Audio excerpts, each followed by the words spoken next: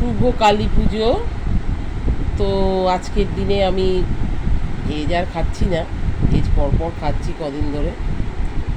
তো পাতের প্রথমে দেখো আমার লাঞ্চ থালিতে আমি কি নিয়ে এলাম। এটা হচ্ছে পেঁপে আর উচ্ছে।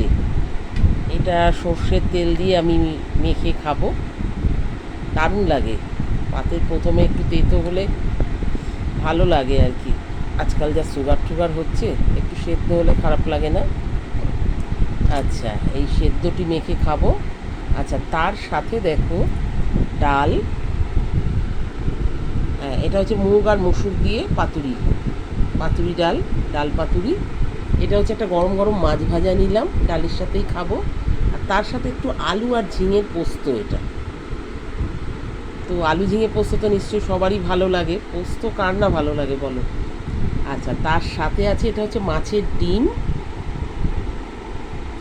মাছের ডিম দিয়ে আলু দিয়ে একটু বেশ কষা কষা করে করেছি। এর মধ্যে পেঁয়াজ আদা রসুন সবই আছে, সহযোগে একটু জিরে আর ধনে গুঁড়ো অবশ্যই দিয়েছি। দিয়ে আর টমেটো তো আছে, টমেটো কাঁচা লঙ্কা এগুলো দিয়ে মিক্সিতে পেস্ট করে এই যে একদম কষা কষা ডিমের মতো, যেমন আমরা ডিম কষা খাই, তো ঠিক ওইভাবেই এটা করা হয়েছে।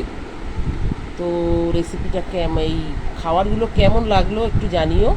আজকে যে খাবারগুলো আমি নিয়ে এসেছি আমার লাঞ্চ থালিতে, তো অবশ্যই জানিও কমেন্ট করে। কমেন্ট তো তোমরা রোজই করছো। তো লাঞ্চ থালিটা এভাবে আমি শেয়ার করে দিলাম। খুব হালকা পাতলাই খাচ্ছি, এখন আর রিচ অত্যাধিক আমি এখন খাওয়াটা ছেড়েই দিচ্ছি আর কি, যতটা হালকা হালকা খাওয়া যায়। বয়স বাড়ছে, তো নিজেকে একটু পরিবর্তন তো করতে হবে বলো। তো চলো, আমার ভাত তো একদম ঠান্ডা হয়ে যাচ্ছে, সেদ্ধও ঠান্ডা হয়ে যাচ্ছে।